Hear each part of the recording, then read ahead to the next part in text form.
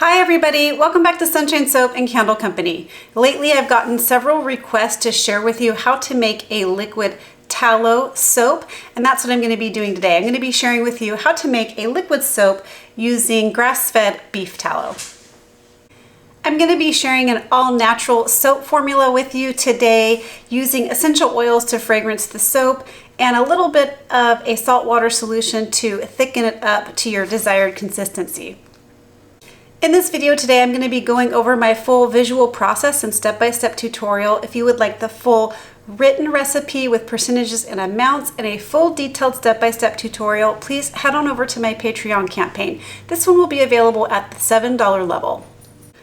I'll go ahead and place the link to my campaign in the description box below for you. There's so much to take advantage of over there. So we've been doing this now for 6 years. There are literally hundreds of formulas and tutorials for you to take advantage of over there. So I hope that you give it a try and check it out. All right, let's get started. All right, so here I have my stainless steel crock pot liner. We're going to be heating this and making this in the crock pot today. You guys have seen me do that lots of times. I just find it very convenient. But this crock pot is unique because it has a stainless steel liner, which makes it really convenient for mixing up soap batter, because soap batter is harsh and contains lye. And sometimes the ceramic crock pots, after lots of use, can start to, the enamel on the ceramic can start to wear away a little bit and leach into your soap. So this has been a good option if you're making liquid soap all the time. I'll go ahead and place the link to my Amazon store. There you can find the link to this specific crock pot. Also, it has temperature controls on it, which is nice because you know exactly where the temperature is. So in this crock pot liner, we have a combination of coconut oil, beef tallow, grass-fed beef tallow, avocado oil, sunflower oil, and castor oil. And the result is a very creamy, luxurious, emollient liquid soap that has a great lather and good cleansing properties. So what I'm going to do is go ahead and pop this into my crock pot. I've set the temperature at about 195 degrees right now just to get everything melted down. I'm going to place the lid on top. And then once everything is melted down, I'll bring you back for the next step. All right, so my oils and fats are now melted down in the crock pot. So it's time to go ahead and mix together our lye and water solution. So for this formula, we are using potassium hydroxide lye. That's very important for liquid soap making. It makes superior liquid soap, in my opinion. So we're gonna go ahead and first just weigh off the distilled water necessary for this formula. So we're making a pretty big batch today. We're making about 4 pounds of soap paste, which will yield a lot of liquid soap.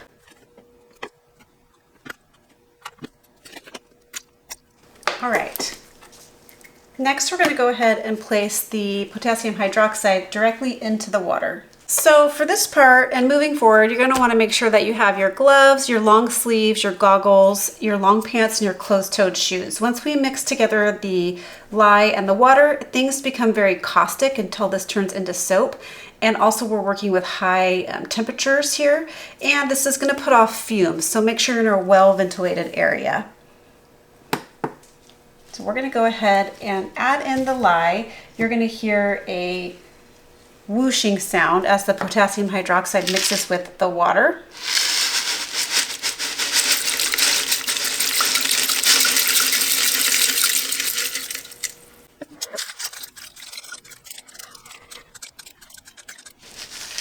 All right, you give that a good mix.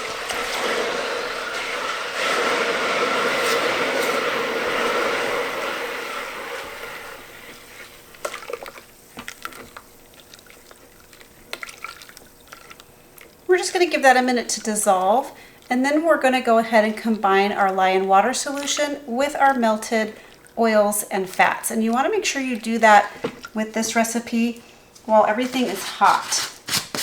All right, so for this next part, I've gone ahead and removed the liner from the crock pot because temperatures are rather high right now. The oils are sitting right around 167 degrees, and the lye and water is exactly the same, 167, 68 degrees. And so I just want to make sure that we're not causing we're not causing a reaction where the soap kind of bubbles up and comes over. If it gets too hot, it can do that. Now, before I get started mixing this, it's important also, if you're new to liquid soap making, if you're new to this actual soap making process, this is probably not a super beginner friendly formula, just because this takes a very long time to come to trace. Meaning for everything to become combined and not separate. This formula takes a long time to reach that point where you can start cooking it. So I've decided to go with this formula though, because the end result is really, really good. So just know that it takes a long time to reach trace. We're gonna go ahead and start mixing now.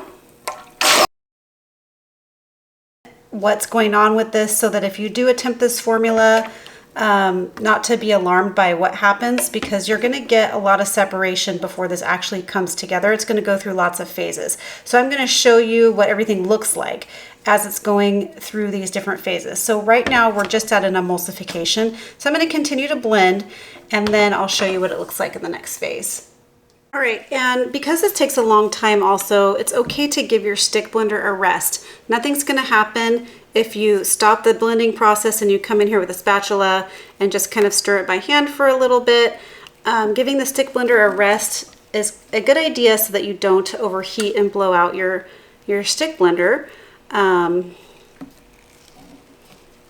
during this process. But this is kind of what it looks like. And you'll notice that it just kind of it tries to separate back out a little bit. It's kind of hard to see through the bubbles, but right now it's looking a little less emulsified than it did a minute ago when it was more white in color. See that? So this is what I mean with this formula. This is just one little thing you have to work with when making this formula.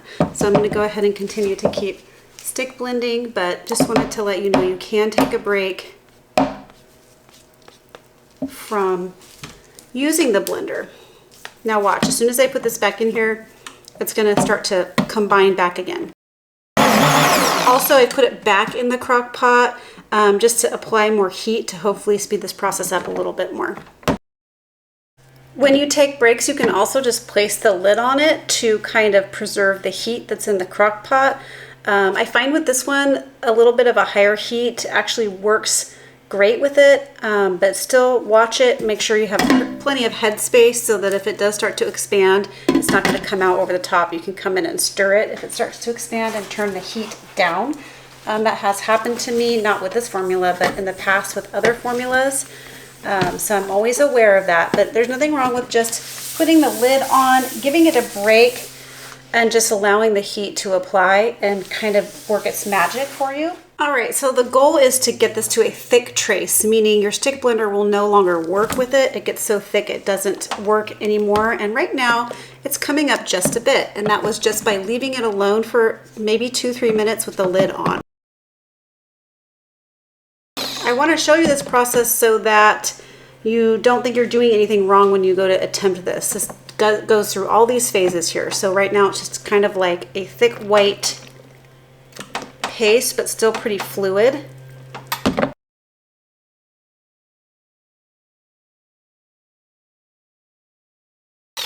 All right, so I'm gonna let it rest again, just giving it another couple minutes to heat and thicken up. Sometimes that's all you need. You won't even need to go back and put the stick blender back in some formulas and in some cases. So we're just going to go ahead and put the lid back on, give this a little bit of a rest, come back to it in about 5 minutes. All right, so it is starting to change a little bit. I wanted to show you this phase as well. The texture is changing. It's getting more chunky and looking a little bit more like applesauce in texture. So I'm gonna go ahead and put the blender in there again. Let's see, you're gonna notice this as well. This will happen with this formula. This is why it's a bit of a not so beginner friendly, because some formulas and you can find all of these over on my campaign as well, are a bit more beginner friendly because they come to trace really quickly, especially ones higher in coconut oil. So we're going to go ahead and do this again.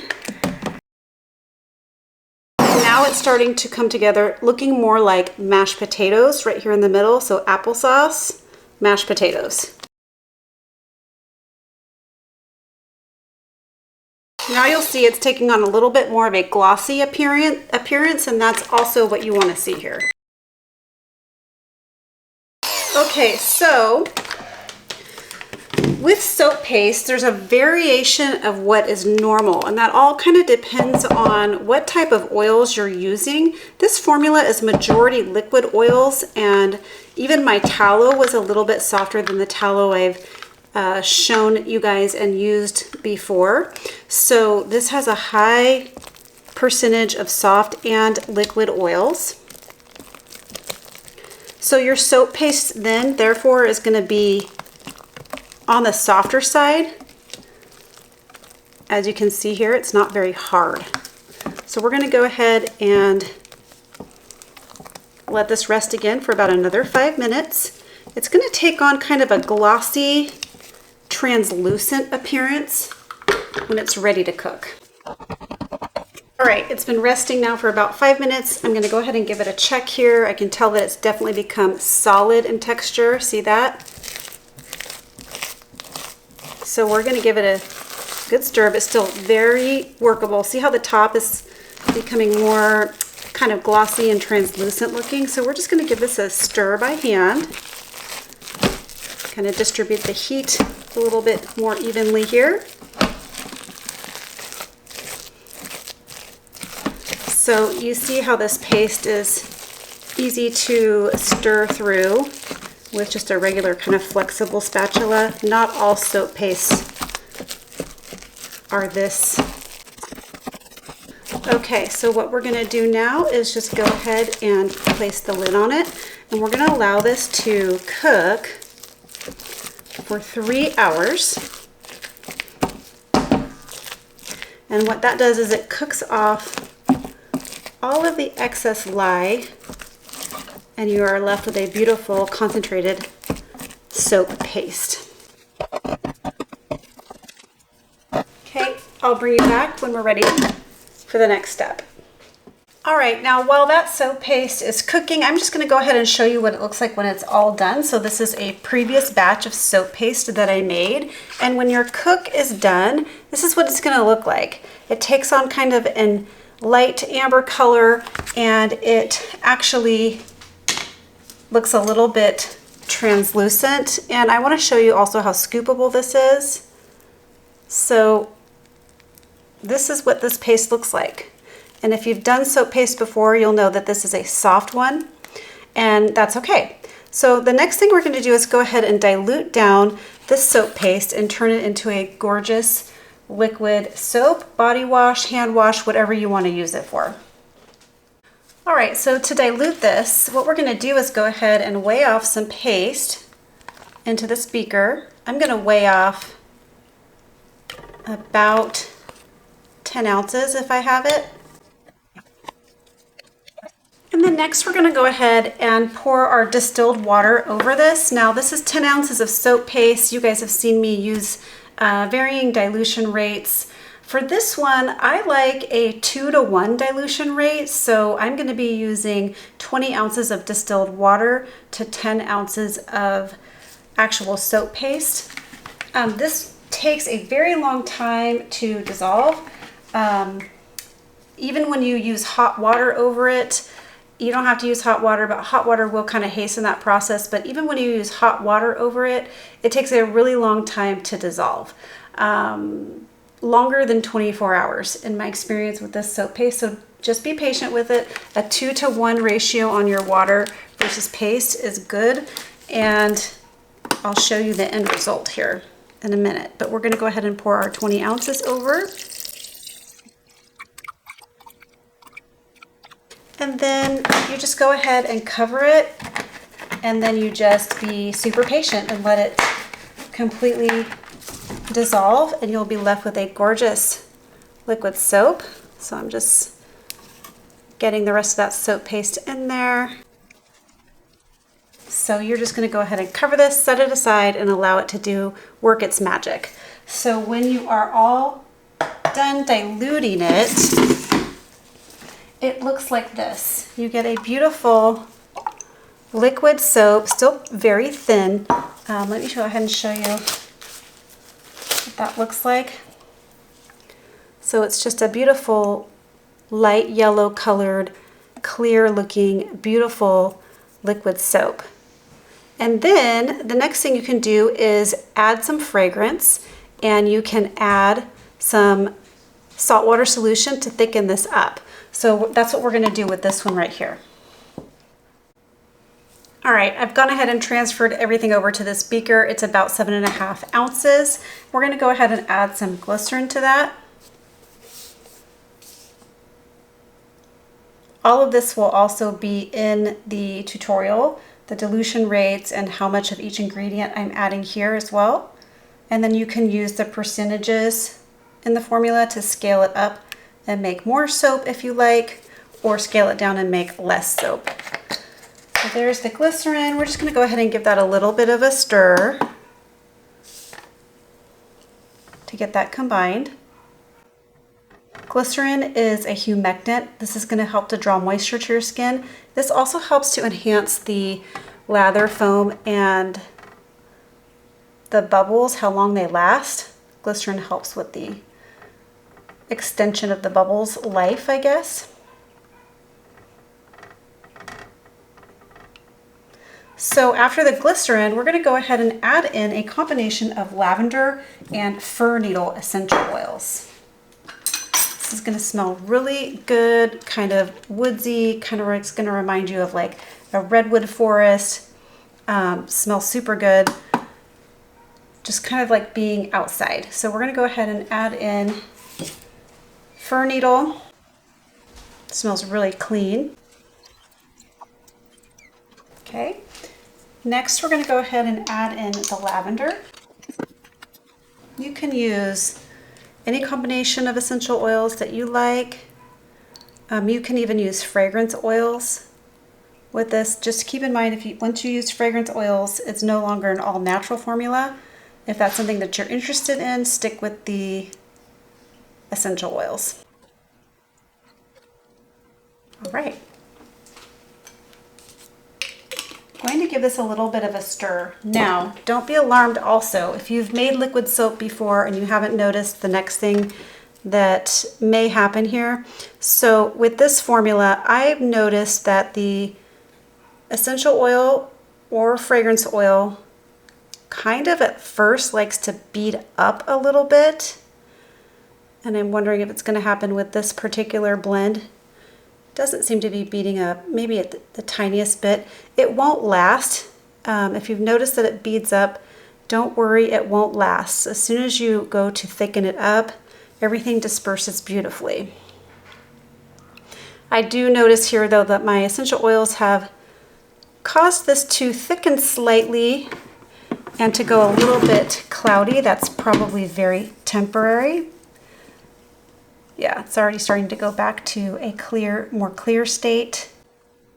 So we'll give that a minute to thin back out because I'm sure that that will also happen. And then I'll show you how to thicken this with just a saltwater solution.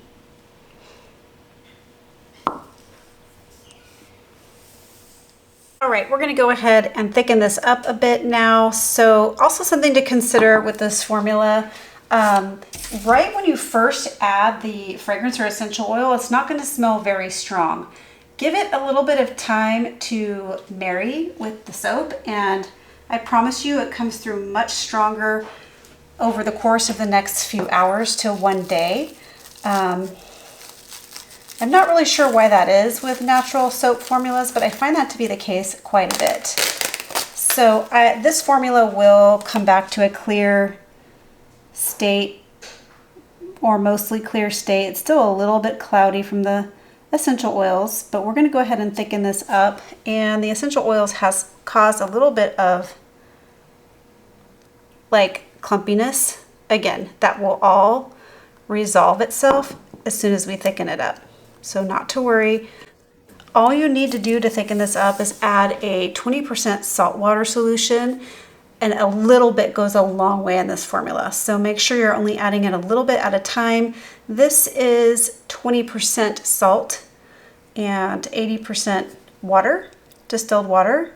I'm just adding in about 2 milliliters. I'm gonna give that a stir and see how that goes. The salt water also can make this go a little bit like milky white and almost creamy looking temporarily as well. So we'll see if that happens here. Typically when you add the salt water, you don't want to add salt without diluting it directly to a soap recipe like you can with surfactant based formulas. You can't do that with actual soap formulas because it will just essentially curdle up. It doesn't work. You have to dilute it. So we're gaining a little bit of viscosity there. And just like I thought, it's going a little bit milky cloudy, and that is temporary. So I'm going to add 2 more milliliters. And the essential oil is now perfectly combining. This is going to be a beautiful soap. There, gaining some really good viscosity now, just with a 20% saltwater solution. It's amazing. I'm going to add another 2 milliliters. And there we go. We've gotten a beautiful, almost shower gel-like consistency. So gorgeous. Look at that. Beautiful. Might add just a little bit more.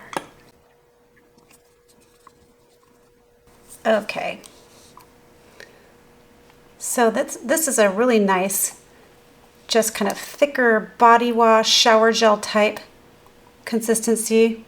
I just wanted to show you how you can get it to your desired consistency. This is going to go back to clear. See that? As soon as all these bubbles settle, it's going to look gorgeous. So I want to show you one that has had a chance to settle out over the course of the 24 hours. And then I'll give you a little bit of a use demo. So this is how it looks when it's all settled out. This one was fragranced with something different.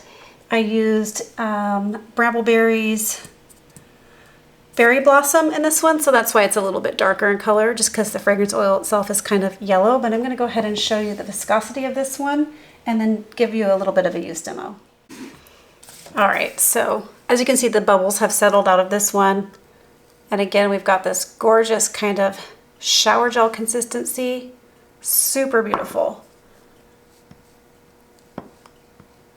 So although this formula is a little bit particular to make and takes a little bit of extra care and time, I think the end result is very well worth it. I'm going to go ahead and just pour it into this little squeeze tube here and then give you a little bit of a use demo. All right, just going to go ahead and show you how this works. I'm just going to grab up a little bit from the bottom of this beaker. It has a super emollient, beautiful skin feel. It feels silky and smooth. It's got a creamy and dense lather. Not a super high foaming one like you get with high coconut oil content, but it feels really, really good. It feels conditioning and nourishing. And if you just activate it with a little bit of water, you can get some more lather. And in a loofah, you know, you can work up even more lather if you like. But it just feels wonderful. Hydrating, moisturizing, conditioning, all the good stuff. I don't think this is going to irritate sensitive skin, although always do your testing. But there you go, everybody. That's how you make a gorgeous liquid tallow soap. I hope that you like this video. I hope that you try this formula. If you liked it, please give this video a thumbs up. Please leave me some questions and comments below. That really means a lot to me. Share this video with a friend, and why not subscribe to my channel? All right, everyone. Catch you on the next video. Bye. Keep shining.